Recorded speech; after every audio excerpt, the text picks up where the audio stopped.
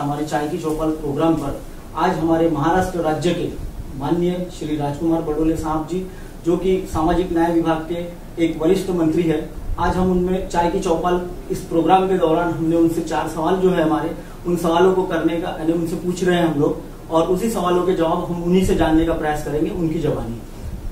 सबसे पहले तो सर आपका हमारे इस प्रोग्राम पे बहुत बहुत स्वागत है। सर, हमारा जो चाय की चौपाल कार्यक्रम है, इस कार्यक्रम में देश की राजनीति पर हमने एक सबसे बड़ी चर्चा रखी है। इस चर्चा के तौर पर हम आपसे एक पहला सवाल कर रहे हैं कि 3 वर्षों में केंद्र की सरकार ने क्या खोया और क्या पाया है? तो लगता है देश की राजनीति में आदरणीय पंतप्रधान नरेंद्र मोदी आने के बाद में देश की एक पहचान दुनिया में बनी। विशेष तौर पर पहली बार जब दुनिया में भारत के बारे में जब बहुत ही गरीब देश, ऐसी जो भारत की प्रतिमा थी, आज भारत की प्रतिमा एक प्रबल एवं शक्तिशाली देश के रूप में पूरी दुनिया में उभरी है। तो ये बहुत बड़ी बात हम सब भारतवासियों के लिए है। योजनाओं के बारे में अगर कहें तो निश्चित ही बहुत बड़ा फायदा हिंदुस्तान में भारत और विविध योजनाओं के माध्यम से मिला। जनधन की योजना हो, जहाँ पे 28 करोड़ 27 करोड़ लोगों ने जनधन के अकाउंट खुले। उज्ज्वला गैस योजना की बात हो, वहाँ 7 करोड़ से ज्यादा लोगों, महिलाओं को उसमें सम्मान पूर्वक गैस दिया गया।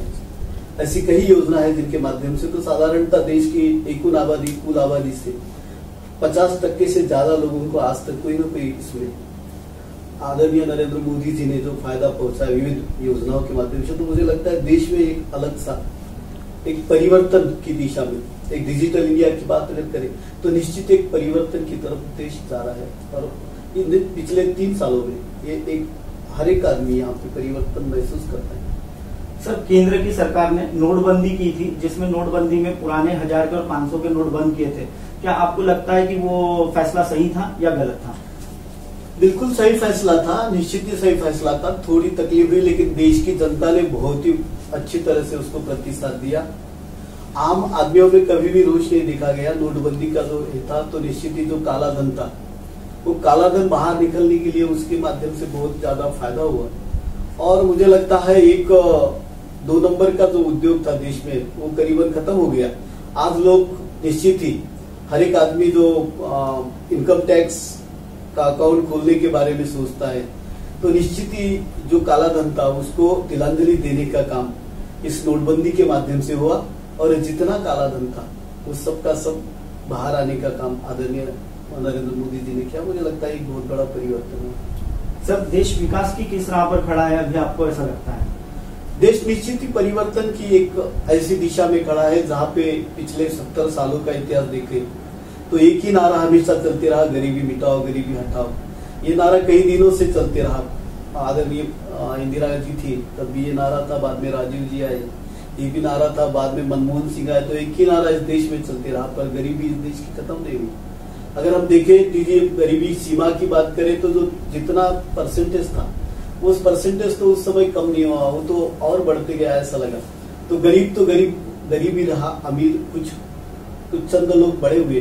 तो ये जो परिस्थिति थी तो निश्चित ही आज परिवर्तन की एक घड़ी पे हम सब लोग खड़े हैं और एक परिवर्तन सा महसूस करते हैं। आज देश डिजिटल इंडिया का माध्यम हो, एक परिवर्तन की दिशा में जा रहा है। यहाँ का इंफ्रास्ट्रक्चर डेवलपमेंट हो या बाकी सब चीजें हो, देश की विदेशी पॉलिसी में अगर देखें तो निश्चित ही एक प्रगतिशील एवं समृद्धशाली राष्ट्र का निर्माण आदरणीय पंतप्रधान नरेंद्र मोदी इनके नेतृत्व में देश में हो रहा है। और ये सब लोग एक महसूस भी कर रहे हैं।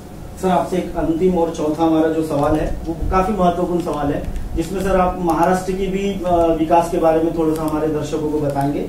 देश की दिशा और दशा, जिसमें विषय है विकास, किसान, सरकारी नौकरियां और विदेशी निवेश। तो सर, इसमें मैं जानना चाहूंगा कि महाराष्ट्र में भी आपका क्या क्या हो चुका है, और ये थोड़ा सा हमारे दर्शकों को विस्तार पूर्वक बताइएगा। मुझे लगता है महाराष्ट्र की अगर बात करें तो निश्चित ही मुझे लगता है महाराष्ट्र एक विकास की दिशा में बड़े स्पीड से आगे जा रहा है।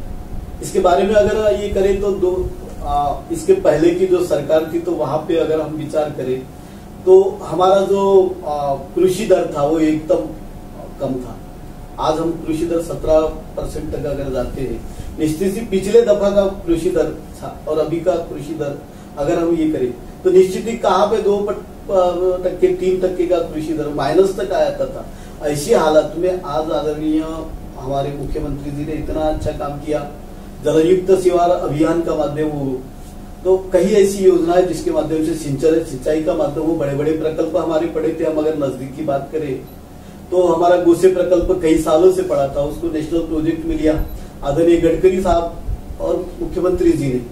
जिस तरीके से फिर ये जो एकूण इंफ्रास्ट्रक्चर हमारे महाराष्ट्र सरकार इसमें हो, तो वो बड़े पैमाने पे किसानों को भी अगर हम देखें तो किसानों का निश्चित एक बड़ा ये था। आज तक कोई भी सरकार ने इतना बड़ा किसानों की कर्ज मुक्ति के बारे में काम नहीं किया है जो हमारी सरकार ने किया। 40,000 करोड़ रुपए के किसानों की कर्ज मुक्ति, ये बहुत बड़ा विषय है।